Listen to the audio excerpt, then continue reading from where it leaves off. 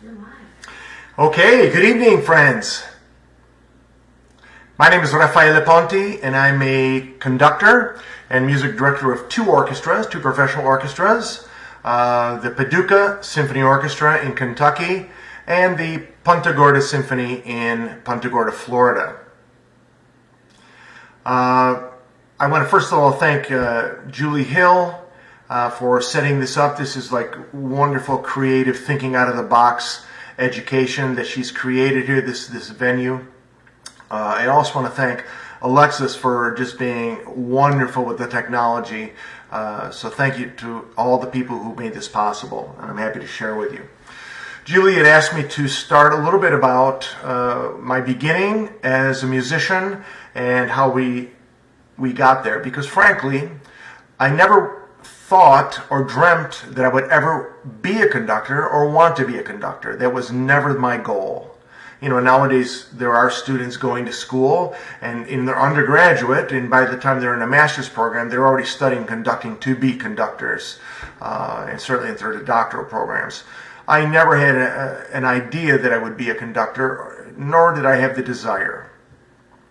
So it's a simple story. My parents arrived in the United States from Italy in 1955, and they didn't have much money, they didn't have much to bring, but they did bring some things that they could carry in their suitcases, and some of them were operatic recordings, including even things from Mantovani. I don't know if you know that composer, that name from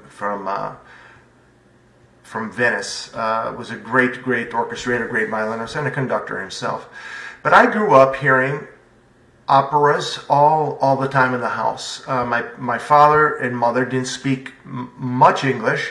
My father didn't speak any English. So in the house growing up, the language for me was Italian. I'd learned to speak English when I went to school, and therefore my parents learned to speak more English as I learned to speak English. So I grew up listening to classical music and not even knowing what it was right off the bat. And I think that's a really beautiful thing. Partly the fact is they probably were playing those recordings almost daily because they comforted themselves in this new land, this new world, by the idea that they were listening to their language. And they knew what it was saying, and they had seen these operas. They had seen great operas, Benomini Gili, the tenor, with Maria Caniglia in Caracalla in Rome many times. They saw all the great artists in those days because it was really a part of the Italian culture then. It's changing now, unfortunately. But that's how it kind of started. So my parents logically thought, well, music is something we love, and it should be a part of my education. And that's a really important point for all you music educators and musicians out there, because I think the exposure and the opportunity that we give students by introducing them to the symphony, the bands, and choral programs and choral repertoire is important to me, in my mind, to them as eating a balanced diet and taking your vitamins and brushing your teeth. It has to be part of the human element to give them this opportunity. Because if we take that or don't offer that at a young age, they'll never know that it could be part of their life or in their life. So my parents did a great thing for me. They said, well, you're going to play the violin and learn to play the piano right off the bat, because they thought those were two instruments, serious and were worthy of playing. So I began as a violin player. And I played that for several years, and I actually enjoyed it. I enjoyed the students, I enjoyed my teacher in the school setting. And then, unfortunately, it was one of those situations when we were living in Rochester, New York, where the Eastman School of Music is. And as much as it was a very musical city because of the Eastman School, it became, the string program was cut. And unfortunately, we see that around the country now, even in some places in Kentucky, certainly some places in Florida, don't have string programs. They're simply band and choral programs, which is wonderful. But it cuts out all these elements. It cuts out youth orchestra. It cuts out all this idea of string playing. So I was really disappointed I was really enjoying it. I was making a little bit of progress. I liked the kids in my orchestra. We were having a good time. It was my gang. It was fun. So then this little piece of paper came home and it said, would you like to pick another instrument? And of course I was dilly-dallying. I didn't really have an interest in anything else. So one day it was due, like say Monday morning, and my mother said, hey, as I was running out the door, the bus was coming. I was running. She signed this piece of paper and put it in my book bag, and I ran and just caught the bus just in time. And come to find out, 2 weeks later, the music teacher calls me up and he hands me a trumpet. And I didn't know what he was doing with this, but my mother apparently had checked the box that said, you're going to play the trumpet. Okay, he's interested in the trumpet. And I had no interest or no idea that this was happening. So I began as a trumpet player. Okay, one thing led to another, and I also loved baseball because really I had no interest to become a musician at that point. I wanted to play baseball. And I remember the day when we had a new band director in middle school, and I think it was in seventh grade. And I was the last chair trumpet player in the middle school band because I had no interest. I didn't practice. I didn't know any scales. I didn't know anything. And this new band director was just, right out of university, big doctorate degree. He was all gung-ho. And he would periodically call on somebody or somebodies in a rehearsal and have you stand up and play a certain scale. And I was just like, your heart's pounding all the time. And I'm last chair trumpet. He's always looking at me, because I was, goofing around. And one day he said to me, okay, Ponti, stand up please and play me an F major scale. So I stood up, and now I'm thinking, my heart's racing, and I'm in front of all my colleagues, my friends, and I could not play an F major scale. I was devastated. I was humiliated. I can't tell you the fear, the pain, the humiliation I went through. Well, I went home that night, and I was so angry that around the kitchen table, I said to my mother and father, I want to take lessons, because I'm going to show this guy that I can play an F major scale. So my father happened to be the local barber. I know it's a little bit stereotypical, the barbiere di Seville, but he was a local barber, had a great business, all of Italian barbers, and he knew everybody in town, and everybody knew him. As a matter of fact, so much that if I ever got in trouble in school, before I got home, he had already heard about it.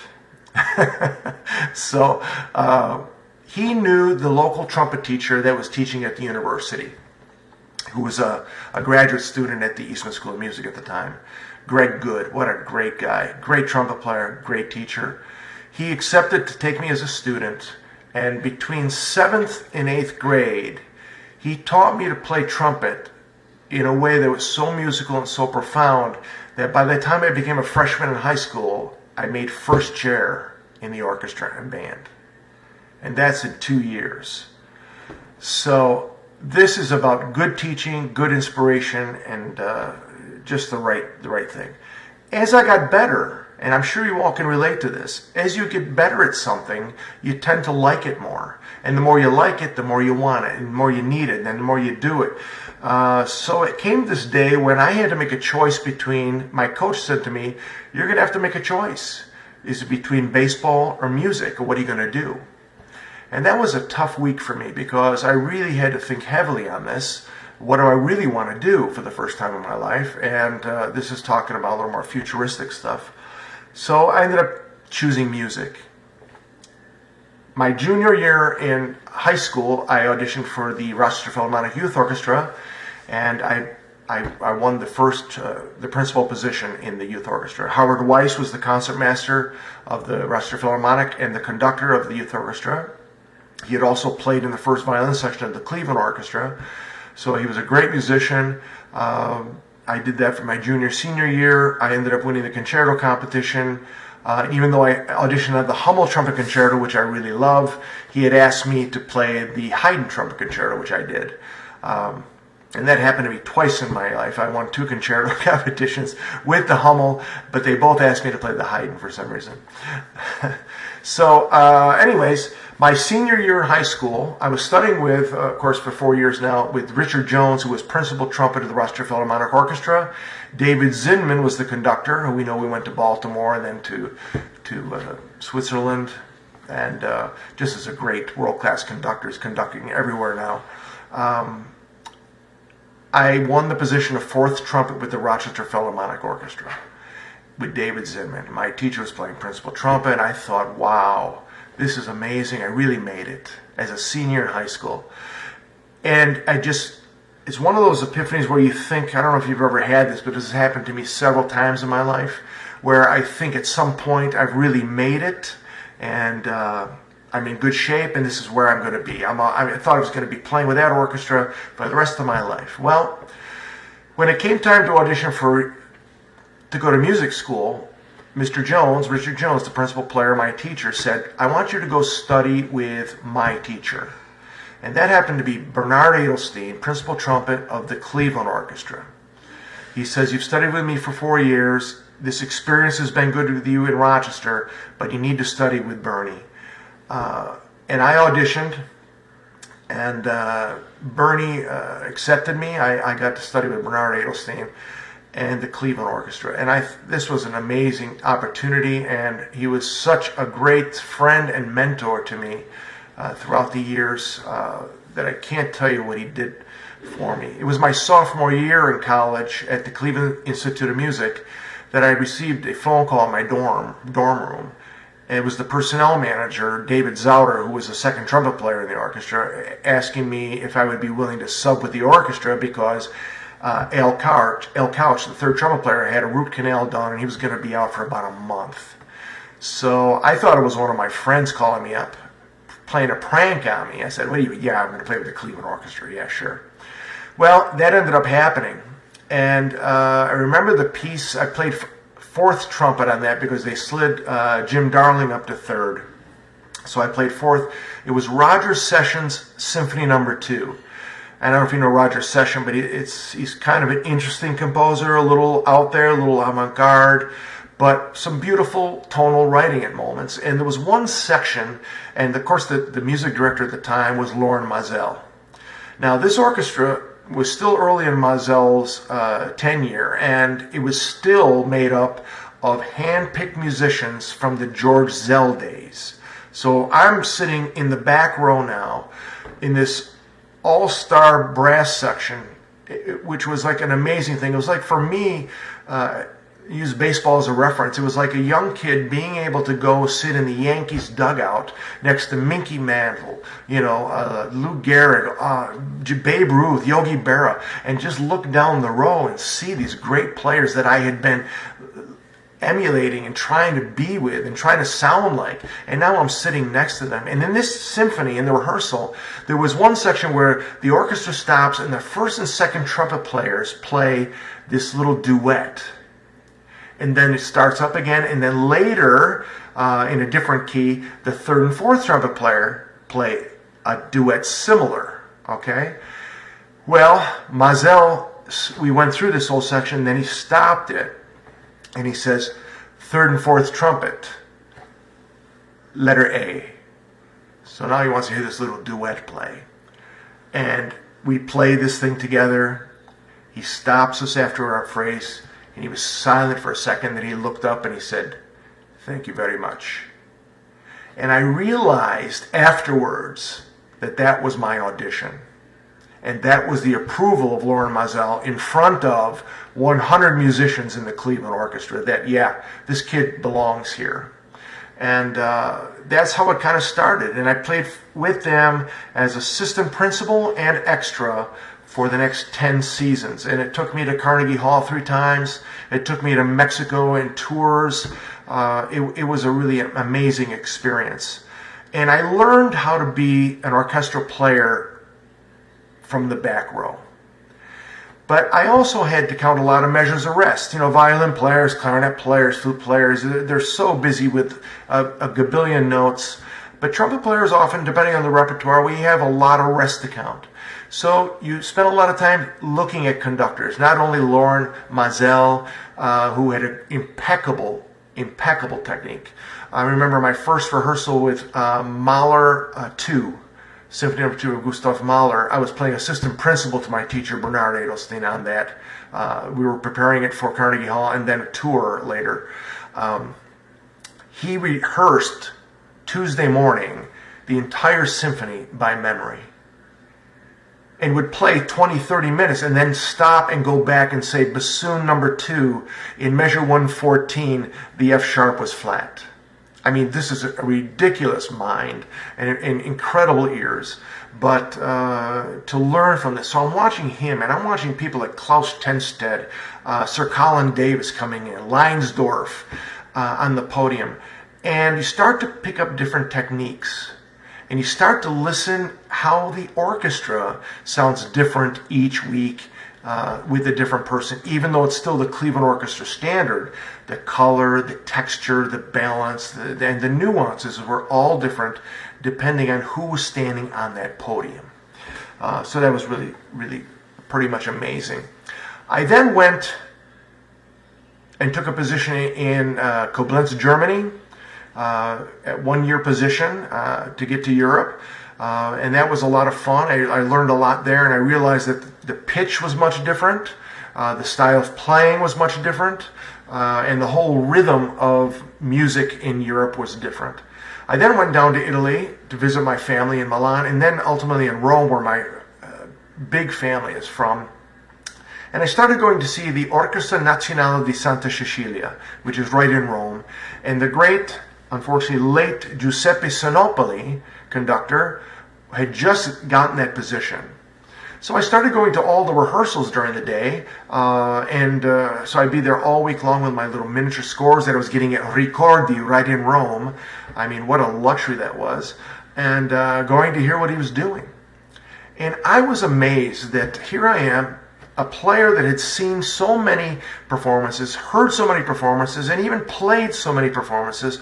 And I was starting to listen to music in these rehearsals with Sinopoli and this orchestra of really standard repertoire like Brahms 1, for example, that I played 50 times.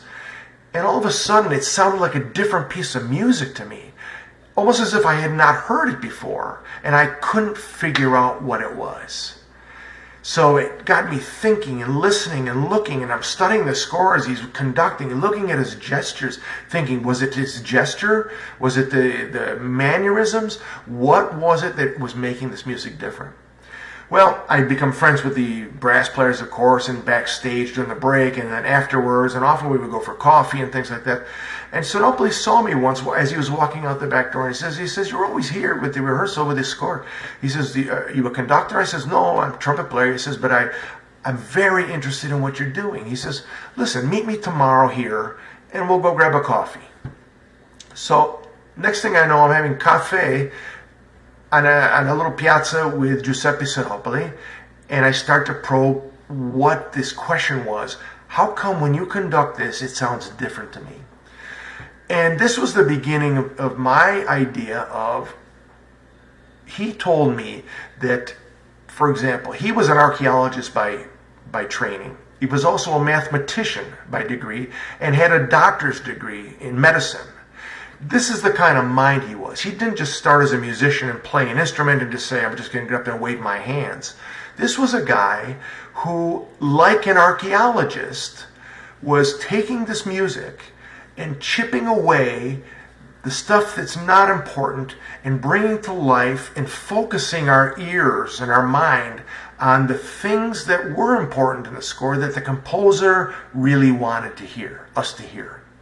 He felt adamantly that it's important not just to go to a performance and hear the first violin, the piccolo, and the first trumpet because of the tessitura and the strength of those instruments, but he thought it important to hear the second bassoon and the second and fourth horn, for example, and how it relates to the cello line and how that color comes really together. And he was less interested in hearing sections or an instrument sound. He was more interested in this beautiful blend of instruments and colors so that you couldn't tell really Was that an oboe flute bassoon, or was it a trumpet oboe bassoon? Because he wanted to hear the color, not the individual voices themselves. So this started this whole intrigue for me to listen to these scores differently. And what it came down to, like most of us, unless you're a pianist or a harpist or something, we solfege melodically. We're melody players, okay? We play one line at a time. He was adamant about teaching me to solfege up and down, so I can solfege each chord at any time in the score. And this was very difficult for me because it was very different for me, but it also changed my hearing, changed my ears, and it also changed how I looked and layered an orchestral work. It was absolutely amazing. So once this started to come into my thinking, it changed my life forever. I want to talk a little bit about one of the greatest things my parents ever said, because, they weren't expert musicians, they weren't trained musicians, although they loved music. One of the things they said, because I don't know if anybody out there could relate to this, when I became a musician or a player, all I wanted to do was play. And I remember, unfortunately, when I was at the Cleveland Institute of Music, all I wanted to do was play. I didn't really think that secondary piano was important. Or why do I have to go to music history? I'll just, the dates are nice, but I want to play the notes. I didn't really realize why sight singing and how form and analysis were important. But my parents told me, in everything you do, whether it's a good experience or a negative experience, you'll learn something. So do it. And I didn't understand that at the time. I wasn't smart enough to figure out what that really was. But as I get older, today I realize that everything that I did in my life has affected me not only as a person, but has affected my music and has made me who I am. It's made that complexity of what we are and who we are and how we think things through, how we problem solve, and how we do things. And I'll give you an example of this. This happened to me when I was working in Siena, Italy for 5 years.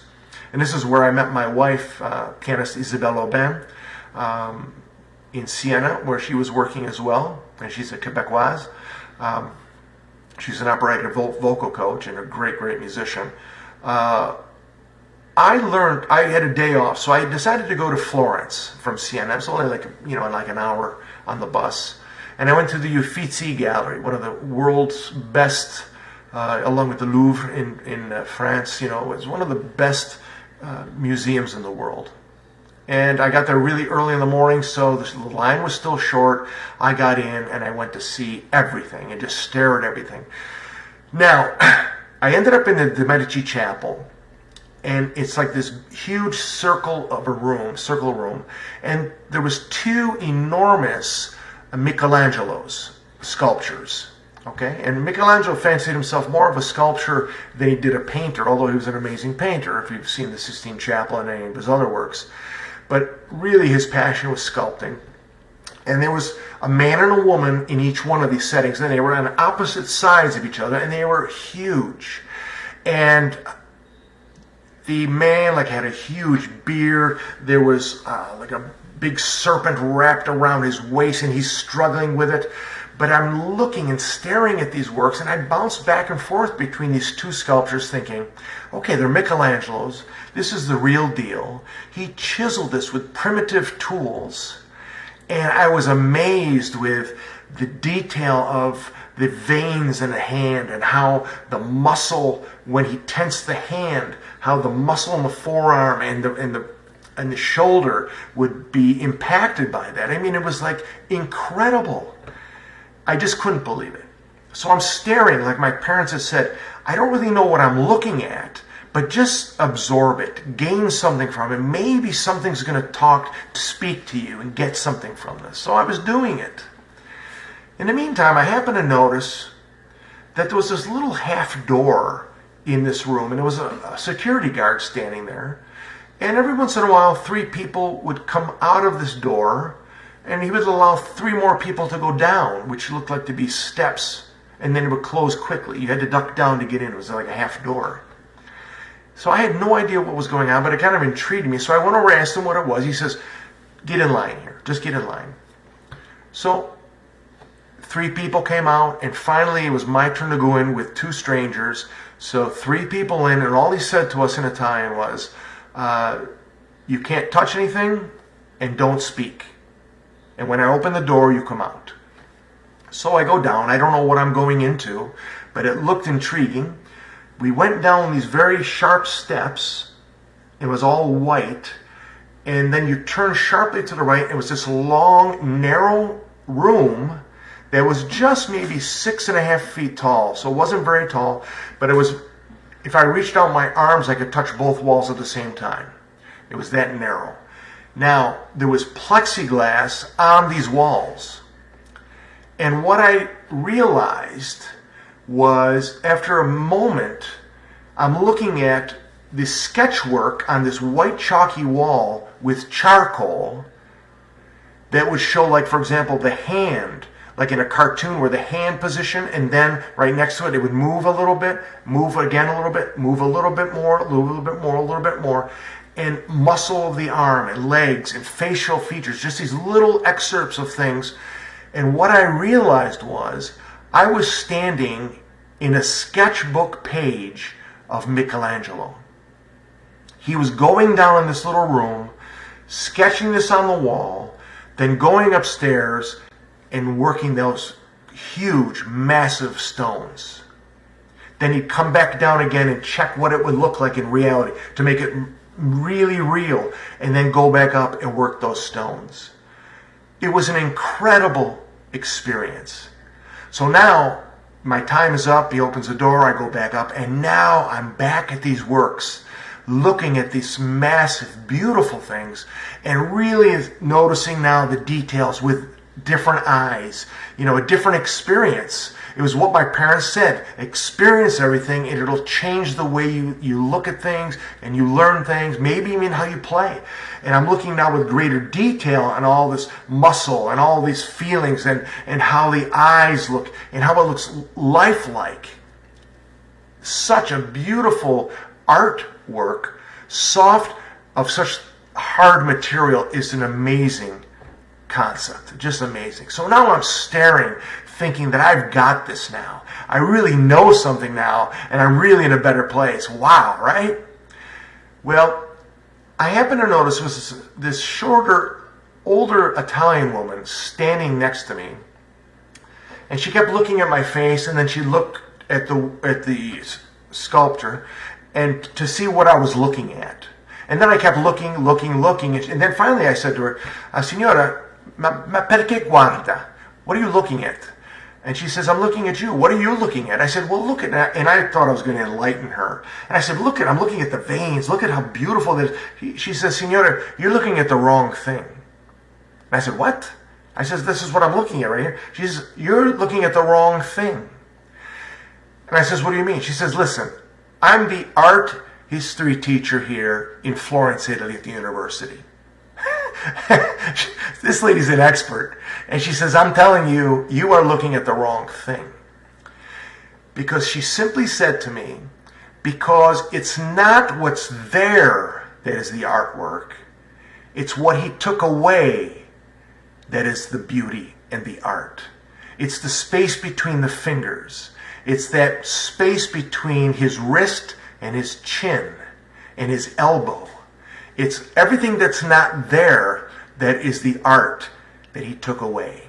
And then I started to think, this is the same thing with music. It took me a while. I was on the bus trip back to Siena. It's the same thing with music. Because if we don't have the space, the silence, and the size of the space and silence, and Beethoven, for example, does that beautifully, and many other great composers. But if it wasn't for that silence and that misplaced rest, we wouldn't have beautiful music making. And it changed the way I made music, and it also changed the way I conducted, because it's about showing everything, including the silence, that makes great music making and great conducting. All right? So, enough of that. Are there any questions for anyone? Doug wanted to know what is the value of ear training to students? Okay. Well, Doug, that's a great question. Ear training, in my mind, is the greatest tool you'll have to play. Being able to look and to see something and to be able to just sight sing it will save you hours of just guessing what those pitches are, guessing what the intonation is. Ear training is the most important thing, I believe. It's really, really vital that you can ear train. And it's a very tricky thing. It takes a real skill. Fortunately, that's one of the things, and even if you can read the pitches, and you can solfege it, for example, it's about solfeging it in tune. And solfeging it with a nice sound is also important. Because, for example, when I do master classes, whether it's at the university level or even in, say, middle school orchestras, wherever I am, with both of my cities or that I have orchestras in, or I'm guest conducting, when I go in and work with a string section, for example, or a band, I'll ask them, they do the tuning note, and it's just like this very thick tuning pitch that's all over the place. They have no idea what the note should be. They're just kind of guessing it's open or it's first, whatever it is. And if I ask them to sing the pitch, they sing it perfectly. Then I try to have them sing that pitch through their instrument. And we go back and forth a couple of times on that. And middle school orchestra will play perfectly in tune. It doesn't take 20 years to do that. But this is what ear training and sight singing is all about. It's about looking at it, hearing it, and being able to make music from it. Does that answer your question, Doug? I hope it did. We have a baseball question. David wanted to know, what's your favorite team and what are some special memories from baseball? I have to tell you. Well, even though I'm living in Miami, Naples, Florida now, I have to tell you, the Yankees are still special to me because of the way I grew up. And the Yankee games were always on every Saturday. So I love the Yankees. I don't know, special thing. I don't know. I think it was just a great team sport. I enjoyed playing. I played first base and I pitched.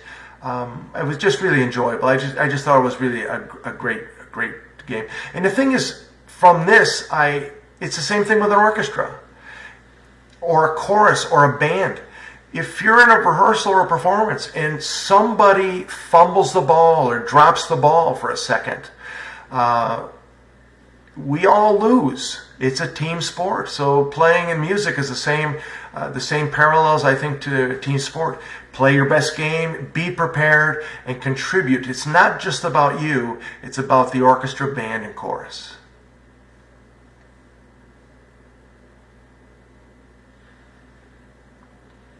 Okay. You can ask a question of the audience, like who their inspirations are, and then you can go from the next topic there. Okay. Are there any conductors in the crowd?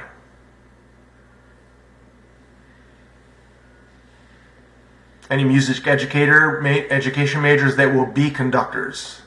We do have educators. We do have music educators that will be conductors ultimately someday. Is that correct?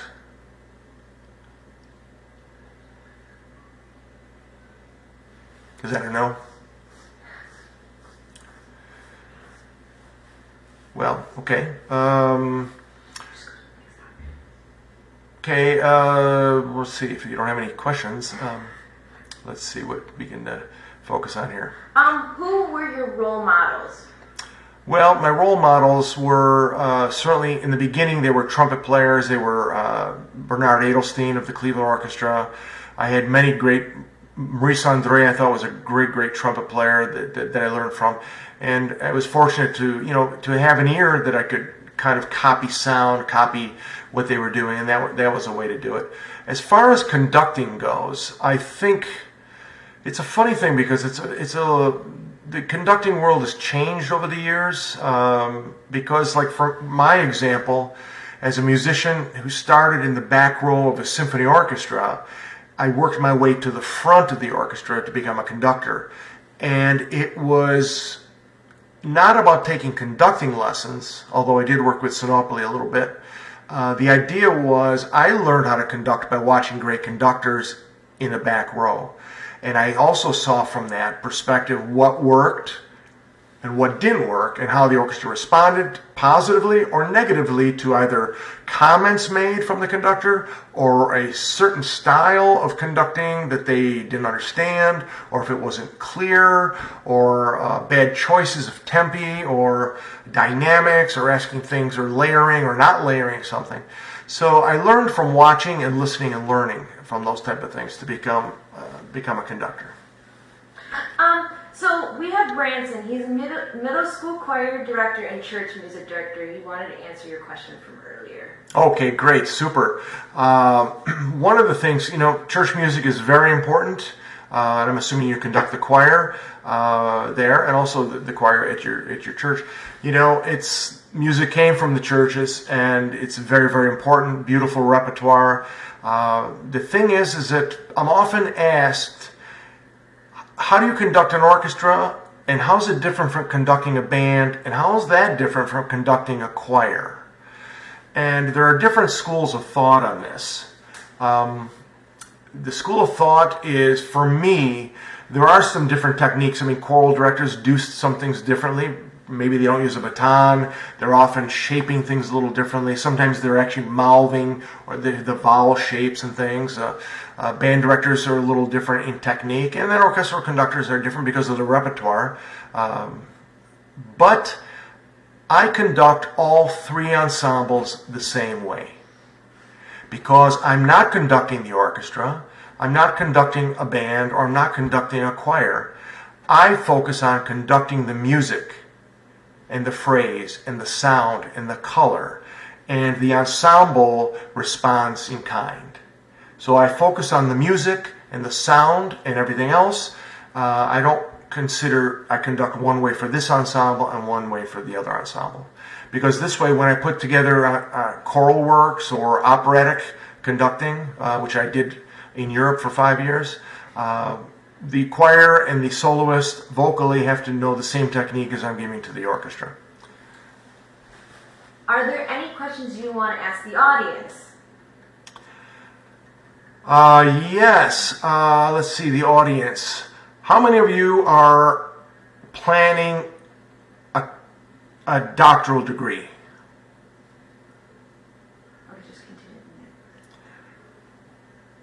And what would some of the areas be in? Are they all performance? Are they education? Are they in history, musicology? So Alexis wanted to answer your earlier question. She is a K-5 elementary music teacher, and she conducts 4th and 5th grade choir and her instrument team. She believes nonverbal communication is when conducting is so important. What is your belief? Do you agree or disagree? I agree 100%, Alexis. I often see when I go in to do these master classes, I have the conductor of that ensemble conduct, and I work as a clinician because it's important to see how they work and handle their students.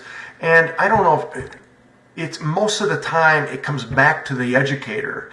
The students are willing to learn and do things if we show them correctly, and I'm sure you're doing it right. But how many times have I seen people go, okay, ready to go, and they go like this, they put their hands up, and then they wait and look around like they're the quarterback and to make sure everybody's got their instrument ready. So now you've already taken the power and emphasis away of your preparedness, and then they go, 1, 2, ready, play, boom. And I keep thinking to myself, why is that necessary? Why don't you just teach the kids to do ta? And teach them to breathe in and out with you in one gesture, go ta. It takes 2 seconds to teach them that, and they always play together. It's an amazing thing. If you can't conduct it that way in a performance, why would you conduct it that way in a rehearsal? So I think exactly what you said, Alexis. I think teaching them the real language without a lot of talk is important. And be persistent with something. If there's something that needs to be corrected, correct it until it's correct the way you want it. Don't just fix it a little bit and then move on. Say, okay, that's better. We'll try that next time. Just fix it till it's right, and then they're going to feel a really great sense of, wow, accomplishment, we did it. I know that's a tough age, but this is the key age when good music education and educators are setting good embouchures, good techniques, good reading skills for the future. So I have three things. Branson says he's very nervous directing instrumentalists, and he's wondering how to overcome that when you're not an instrumentalist. Say that again, as a conductor? As a conductor, Read yes. that again for me.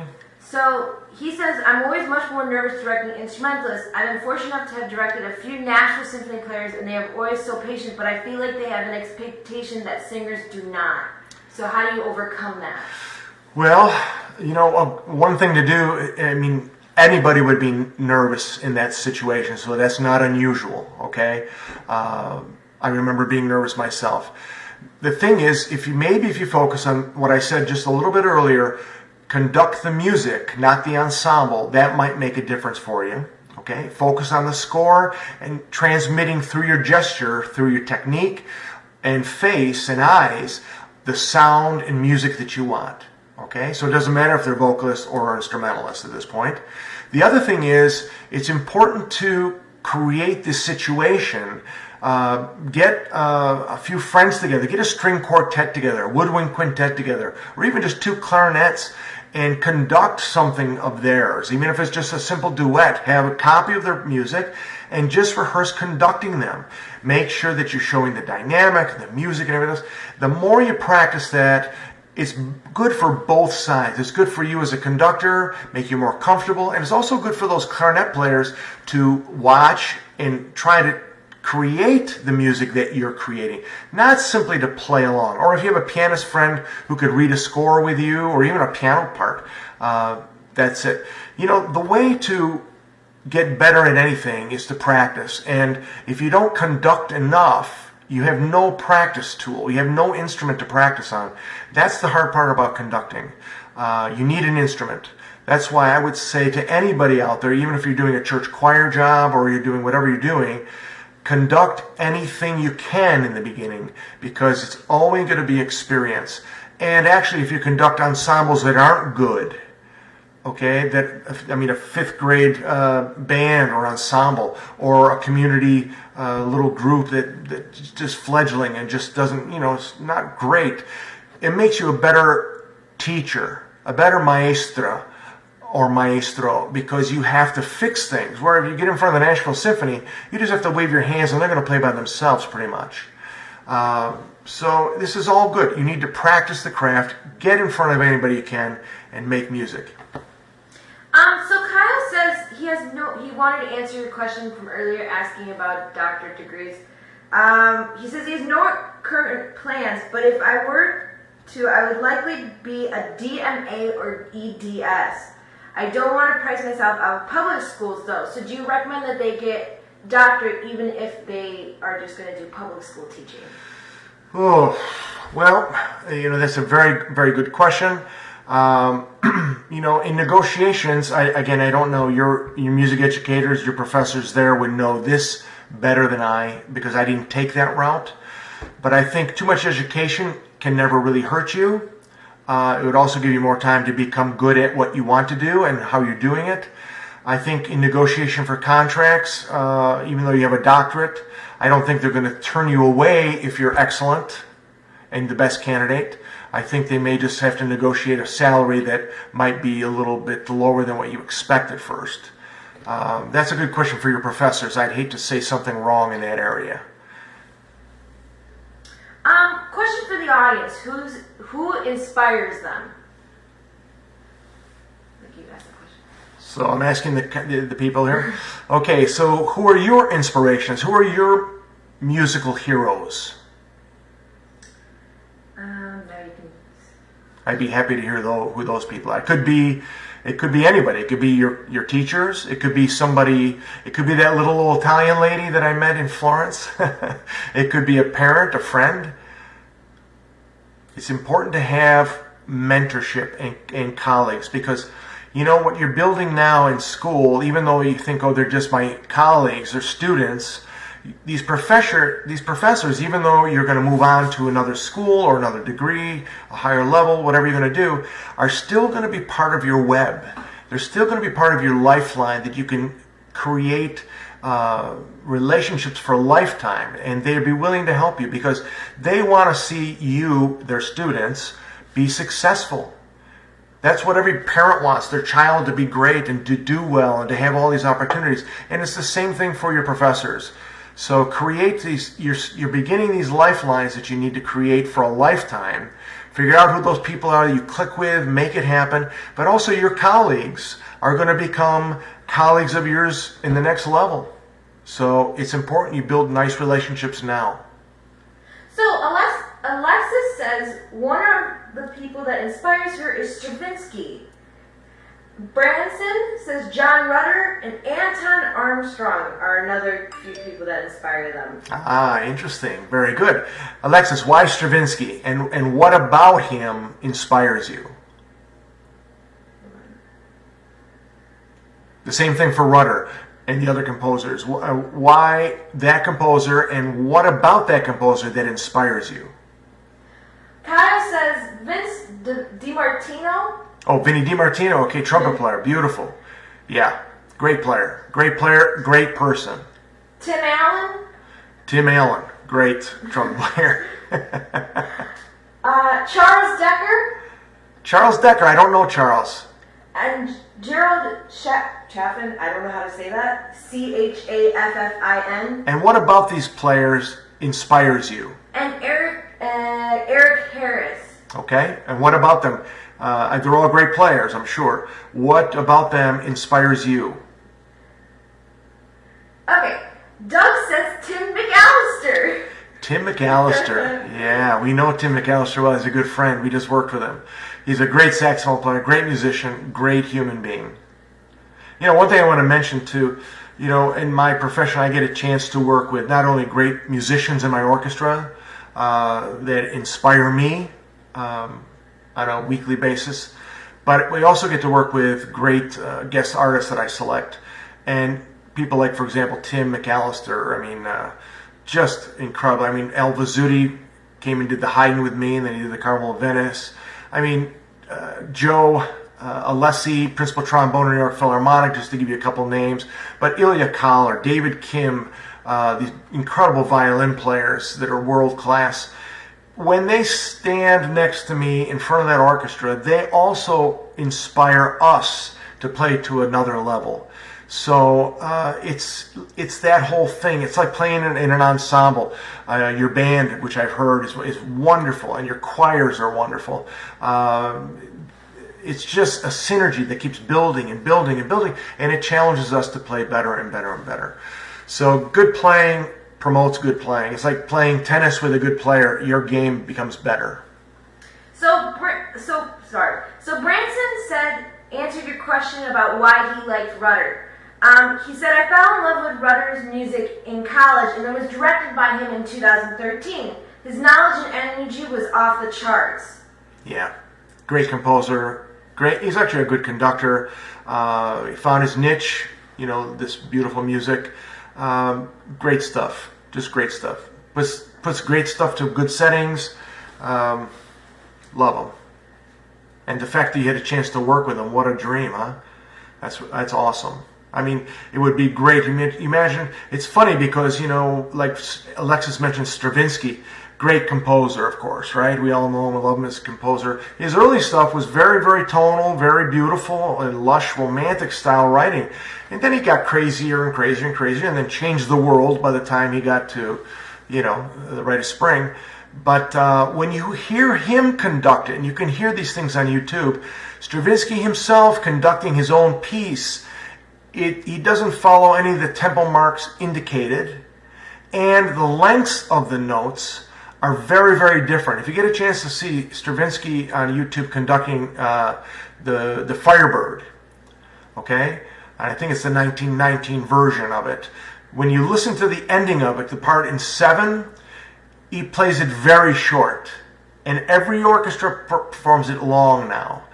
And I always have this strife and struggle to say, my job is not to interpret a composer's work.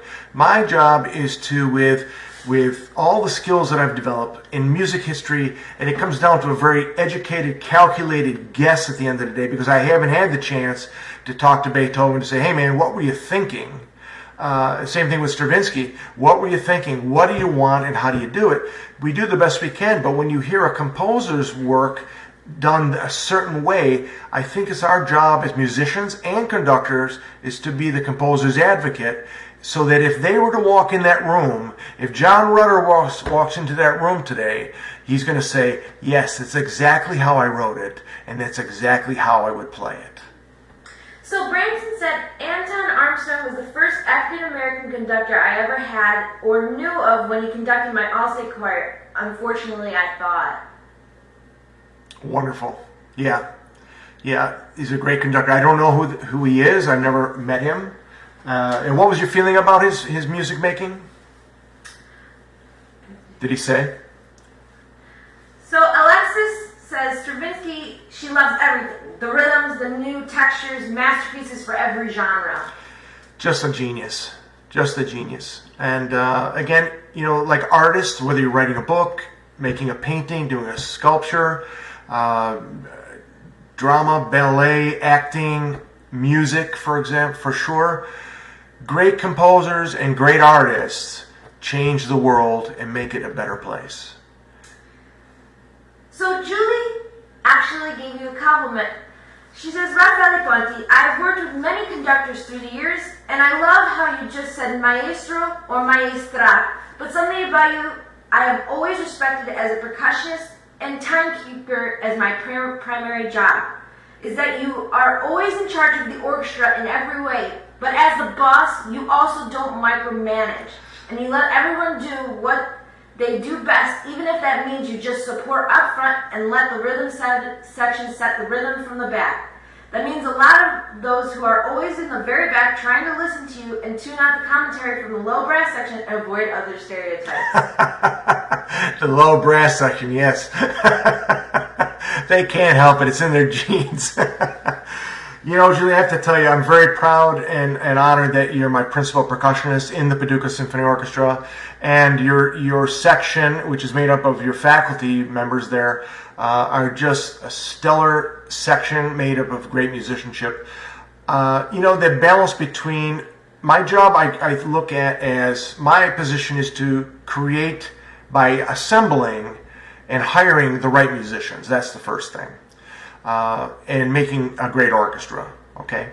And then the next step is to walk into that rehearsal and make sure that my tempo and my idea of how that symphony or piece goes is the idea, and convince quickly 75 musicians that this is not going to be debatable, this is how this goes, and this is what I want it to sound like, without tying their hands. You're right, that's the whole thing. So I have to create this vision of sound, moment, and music, but also create this safe, nurturing environment that allows each of my musicians, to feel like artists, so they can take that next step and feel like they can contribute to it. And oftentimes, when I go in with I've done a piece so many times, or I've just done it with an orchestra or my other orchestra, and I come into, say, the Paducah Symphony Orchestra, and normally what I'd say something here in this section here, but then the orchestra in rehearsal will offer it back to me in such a different and more beautiful way than I even imagined, that I don't say anything and I just let it be. Because talk can ruin everything. So just let it go and enjoy it.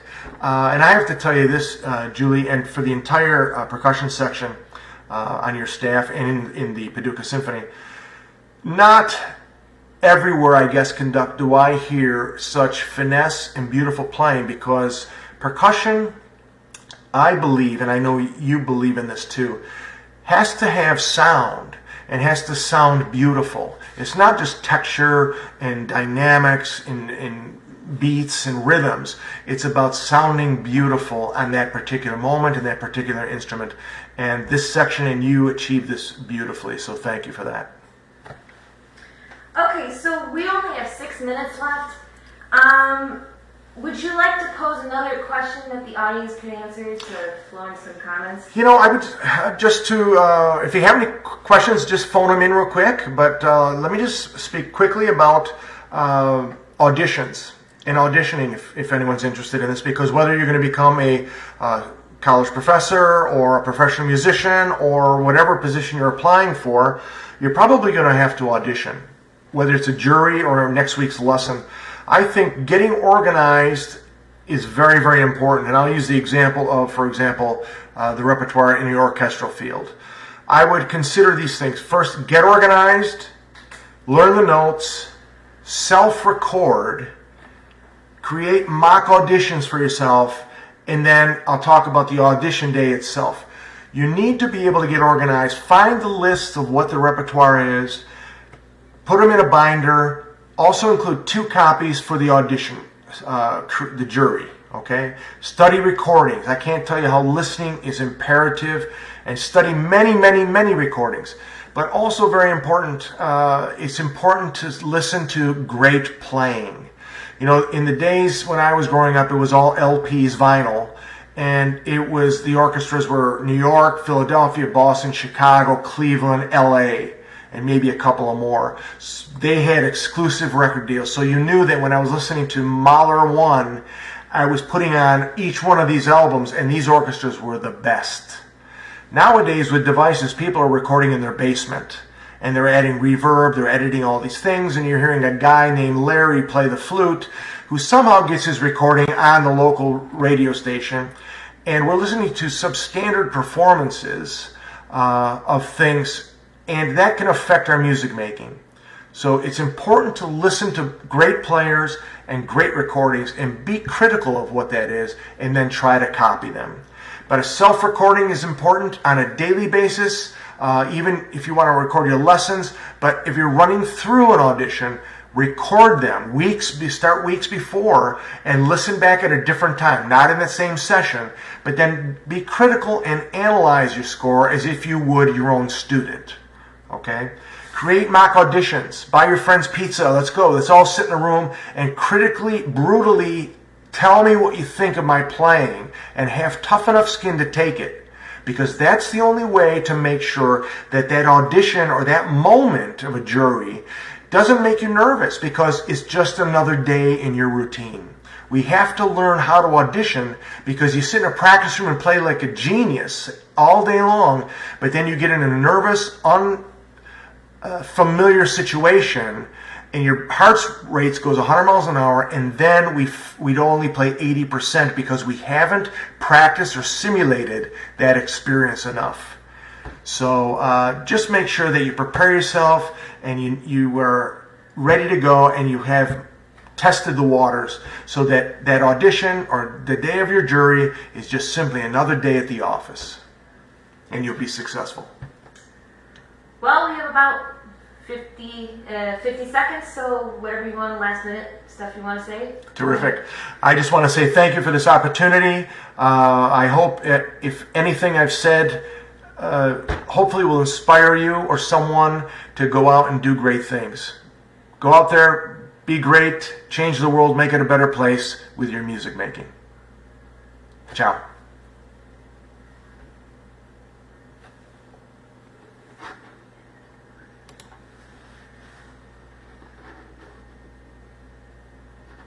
Okay. And live video.